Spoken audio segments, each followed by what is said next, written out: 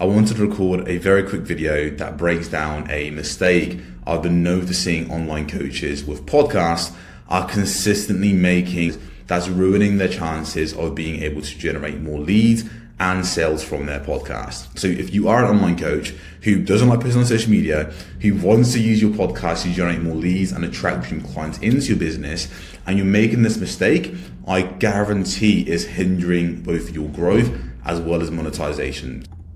So what exactly is this mistake that I'm seeing? Well, if you want to generate more leads and sales from your podcast, you need to have something known as authority positioning, which simply means the audience you're attracting and the audience who are listening to your podcast, they need to view you as an expert who can help them solve their specific problem. It's as simple as that. The audience you're looking to attract and you currently have, they need to view you as an expert and authority that can help them solve their painful problems. It's really that simple. If you can position yourself on the podcast in a way that does that and accomplishes that goal, when you give a call to action towards the end of the call, more people will actually take that step because they view you as an expert and authority that can help them solve their painful problem. Now, the problem I'm noticing is that so many online coaches aren't generating leads and sales from their podcast. And the reason is because they don't have the authority positioning. And they don't have the authority positioning because they've set up their podcast incorrectly. They've set up their podcast in a way that doesn't position them as an expert or an authority. So therefore, people won't take the action and want to buy from them.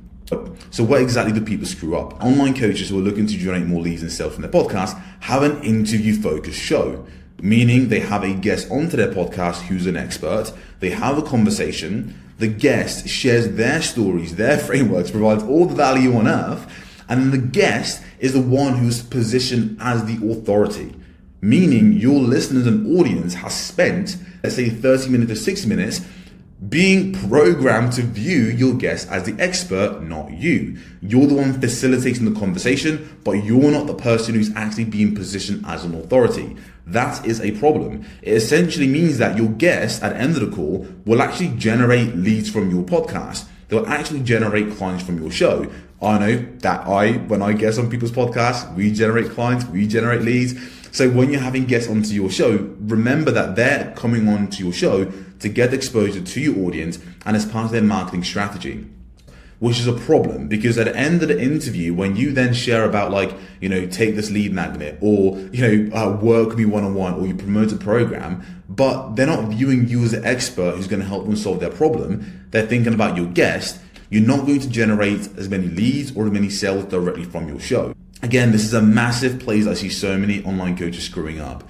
Now, the simple solution to give yourself that authority positioning is by pivoting to a different model, by focusing on 15-minute solo podcasts. Now, I've put David here because David is an example of one of our previous clients who we helped do this with. This is actually from a different presentation, but the principle of guest versus solo is still the same. So then when you have a solo podcast that is 15 minutes, you're then the person positioned as the expert. Listeners build that like, know, and trust with you, and they view you as authority that can help them solve their painful problem because you're sharing actively how you can help them solve their painful problem. And then when you give your call to action at the end, you'll have way more inbound leads, way more sales calls because you have the authority positioning.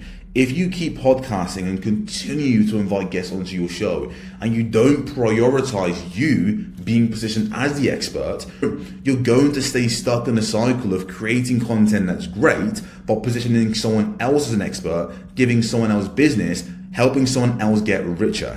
However, if you focus on having a simple 15-minute solo podcast, of course with the right structure, but just starting with that, it means you have the authority, you're positioned as an expert, and in doing so, you can grow your business through the show. One of our clients, Josh here, actually switched and went from having an interview-focused podcast to prioritizing 15-minute solo shows.